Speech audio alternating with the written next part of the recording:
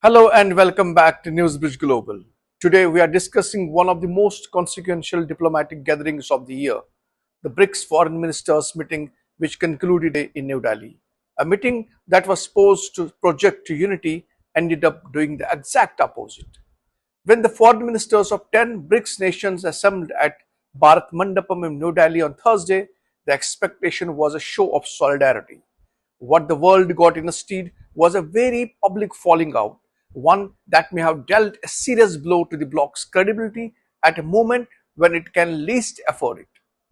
At the heart of the breakdown were two members who were only invited to join BRICS 2 years ago, Iran and the UAE. Both nations are on opposite sides of one of the most devastating conflicts in recent memory. And when they sat down in the same table in New Delhi, it showed.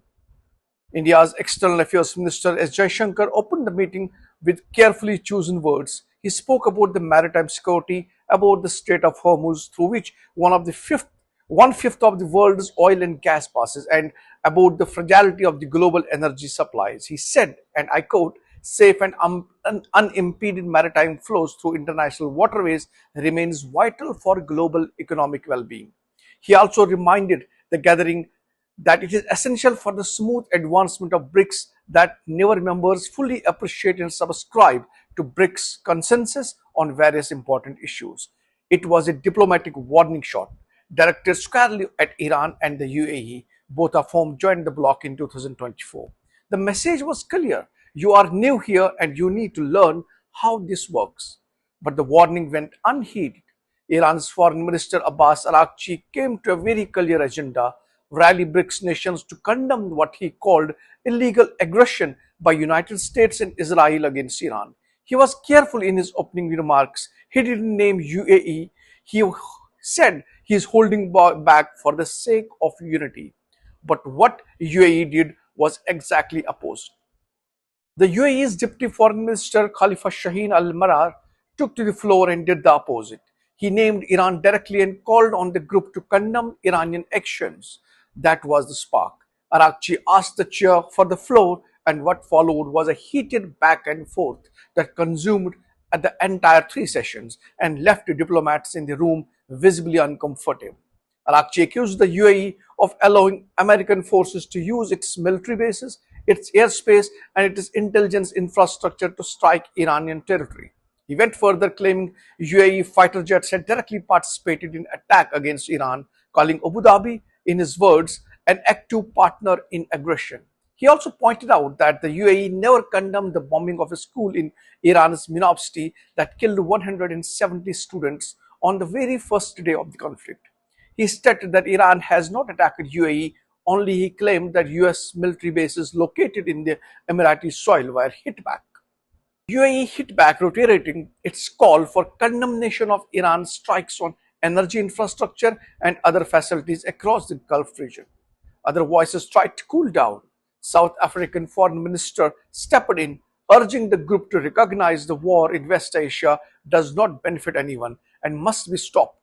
Russia's Foreign Minister Sergei Lavrov, never one to miss a moment, intervened to place the blame squarely on the United States and Israel, calling dialogue and diplomacy the only viable path forward.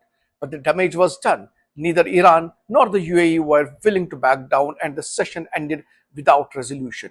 This is why BRICS faces its most fundamental problem.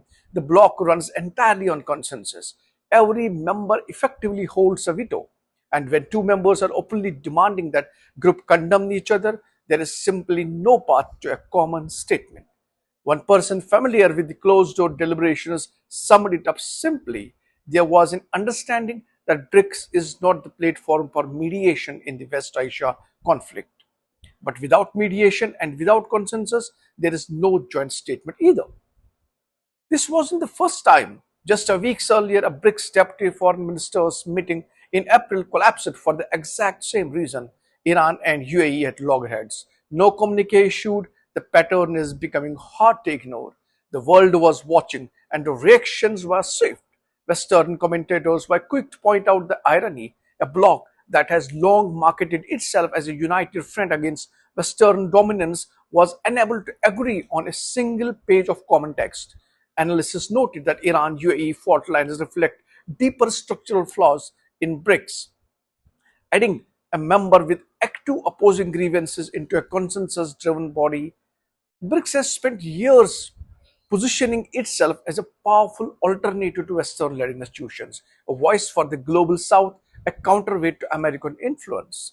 But if it cannot manage its own internal divisions, that ambition rings hollow. The Strait of Hormuz remains under dual blockade. A fragile ceasefire between Iran and the United States-Israel alliance is teetering. Global energy markets are on edge, and the one forum that could have sent a strong, unified message to the world chose instead to air its own dirty laundry.